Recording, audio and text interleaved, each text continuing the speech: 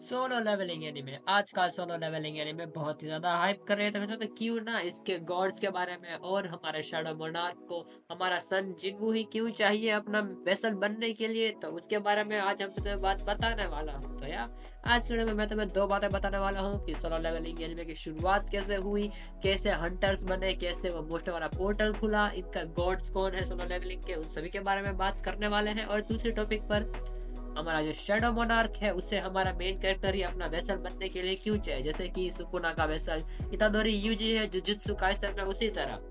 तो यार कुर्सी की पेटी बांध लो, चैनल पर नए हो तो सब्सक्राइब करो। बाकी चीजें शुरू करते हैं आज का वीडियो। Let's begin. तो वीडियो की शुरुआत में हम सबसे पहले बात करने वाले हैं सोलो लेवलिंग के गॉड्स के बारे में। तो जब कुछ भी नहीं था तब सिर्फ एक लाइट थी, डार्कनेस थी और हमारा ये एब्सोल्यूट बीइंग। तो ये है सोलो लेवलिंग का सबसे स्ट्रॉन्गेस्ट गॉड या फिर सबसे स्ट्रॉन्गेस्ट क्रीचर, जो भी तुम कह सकते हो। इसके ऊपर कोई नहीं है, सबसे ऊपर यही है। इसके पास इतनी पावर है कि ये नथिंगनेस में से भी लाइफ को क्रिएट कर सकता है। तो एक दिन ये भाई साहब जो है वो बोर हो रहे थे बैठे बैठे, क्या करे बेचारा, एनीमे नहीं देखता था। अगर वो एनीमे देखता तो बोर नहीं होता। कुछ ज्यादा ही जोक मार दिया। Back to the topic. तो जब ये बंदा अकेला था तब इसने सोचा क्यों ना अपने एंटरटेनमेंट के लिए कुछ किया जाए। तो इसने लाइट में से कुछ एंटिटीज बनाई और डार्कनेस में से कुछ एंटिटीज बनाई। लाइट में से जो एंटिटी बनी उसने उसका नाम रखा रूलर्स, और डार्कनेस में से जो एंटिटीज बनी उसने उसका नाम रखा मोनार्क। तो रूलर्स को उसने कहा कि जाओ चीजों को बचाओ, और मोनार्क को कहा जाओ चीजों को तबाह करो। अब मोनार्क चीजों को तबाह करेंगे और रूलर्स उन चीजों को बचाएंगे। तो ऐसे लड़ाई शुरू हुई मोनार्क और रूलर्स की। अब ये दोनों की जंग होती है शुरू। इन लोगों की जंग सालों साल चल रही है, सालों साल चल रही है, और हमारा एब्सोल्यूट बिग इन्हें बैठे बैठे देख रहा है। वाह क्या सीन है। वो वाली मीम मुझे दिख रही है, अगर मिली तो उसको भी मैं इंक्लूड कर दूंगा। रूलर्स और मोनार्क की फाइट सालों के सालों चल रही होती है। तो उनमें से एक रूलर है इन फाइट से बोर हो जाता है कि भाई कुछ कुछ इस फाइट का कुछ मतलब ही नहीं है।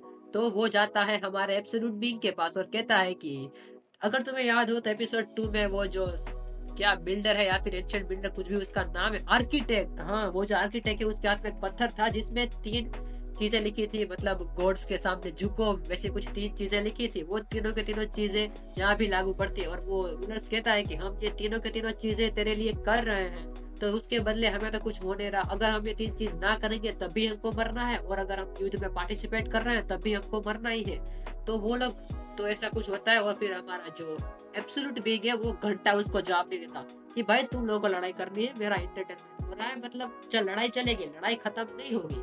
तो फिर बाकी सारे रूलर्स मीटिंग बिठाते हैं, यस बैठक बिठाई जाती है पार्लियामेंट में, और वो कहते हैं कि हमें हमारे एब्सोल्यूट बीइंग को है मार देना चाहिए, क्योंकि जब तक वो जिंदा है ना ये वॉर खत्म होगी और ना ही ये खत्म होने देगा। अगर हम लोग उस एब्सोल्यूट बीइंग को मार देते हैं तो उसकी पावर लेके हम मोनार्क को रोक देंगे और पीस हो जाएगी सर हर जगह पे।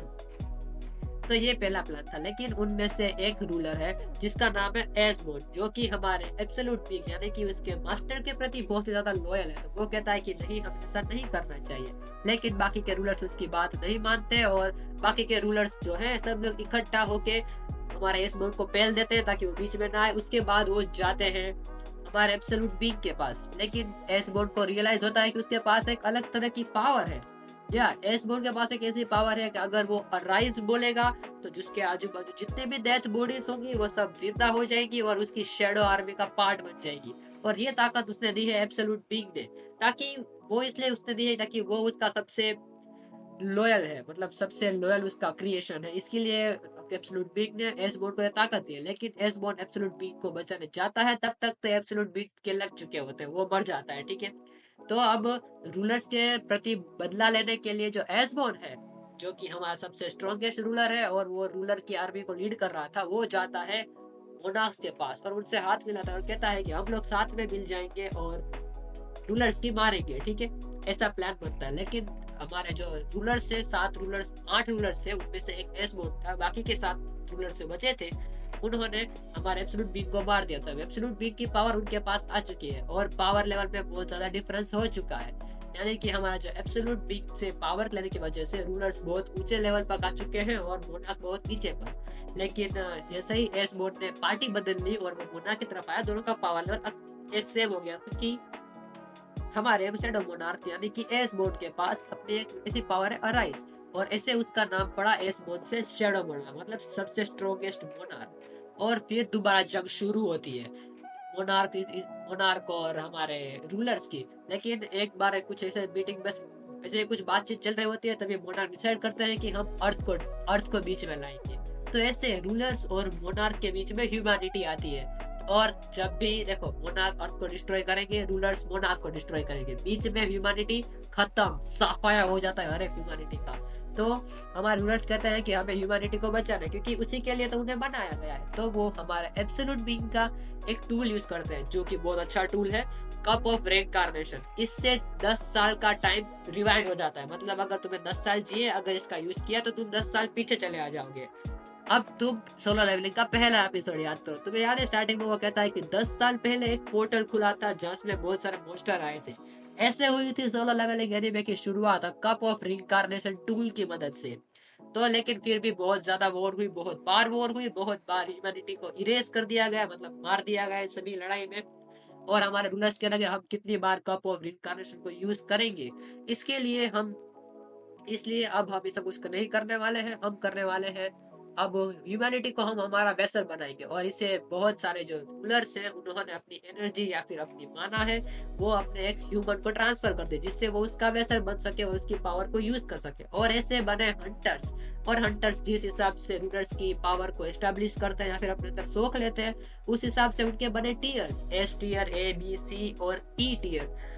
ओके, तो ये थी सबसे पहले गॉड की हिस्ट्री। अब यही से कंटिन्यू होती है कि शैडो मोनार्क को वेसल क्यों चाहिए हमारा मेन कैरेक्टर। ही देखो, अगर तुम देखो, रूलर्स ने सभी पहले ह्यूमैनिटी को अपना वेसल बना लिया। अब शैडो मोनार्क यानी कि हमारी जो मोनार्क की आर्मी है, वो अगर रूलर से लड़ने जाएंगे तो 1v2 सिचुएशन में फंस जाएंगे, क्योंकि रूलर्स भी खुद भी लड़ने आएंगे और हमें ह्यूमैनिटी भी मोनार्क के सामने लड़ पाएगी, तो 1v2 सिचुएशन ना हो।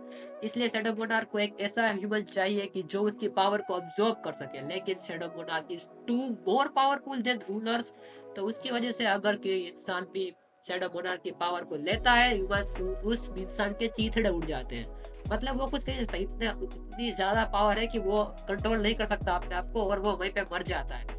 तो जो भी एस टीयर, ए टीयर, बी टीयर, सी टीयर और डी टीयर के हंटर्स हैं, वो शैडो मोनार्क के वैसा नहीं बच सकते।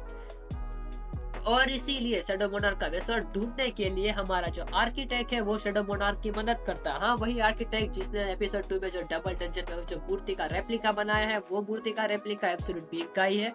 और उसी ने ये सब कुछ बनाया है ताकि वो शैडो मोनार्क के लिए एक परफेक्ट वेसल ढूंढ सके। और वो परफेक्ट वेसल जो उसको मिल चुका है प्लेयर के रूप में। हमारे शिनजिन ने उसकी एपिसोड 2 में उसकी रिक्वेस्ट एक्सेप्ट कर ली थी कि मैं प्लेयर बनने को तैयार हूँ।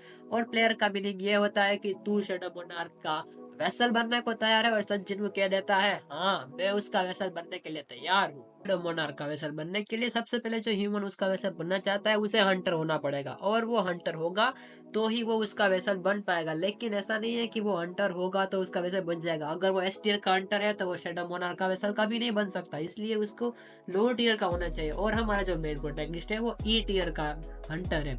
और ई टीयर का एपिसोड 3 में हमें बताया गया कि ई टीयर का एवरेज स्कोर होता है 70, लेकिन हमारा मेन कैरेक्टर का स्कोर है 10। तो यह हमारा, इसीलिए हमारा मेन कैरेक्टर है वो शैडो मोनार्क का वेसल बनने के लिए एकदम परफेक्ट है। तो इसीलिए हमें शैडो मोनार्क को चाहिए हमारा सेंजिनवू अपना वेसल के लिए। तो बस गाइस यार, ये थी मेरी 2 बातें। मैं तुम्हें इन सोलो लेवलिंग के कोड्स के बारे में बता दिया, और क्यों हमारे शैडो मोनार्क को हमारा सेंजिनवू चाहिए अपना वेसल बनने के लिए। तो बस गाइस यार, आज की वीडियो हम बस एक बार एंड कर देते हैं। अगर तुम्हें वीडियो अच्छी लगी हो तो वीडियो को लाइक करो, चैनल पर नए हो तो सब्सक्राइब करो। मैं मिलता हूँ तुम्हें अगली वीडियो में। Till then, thanks for watching.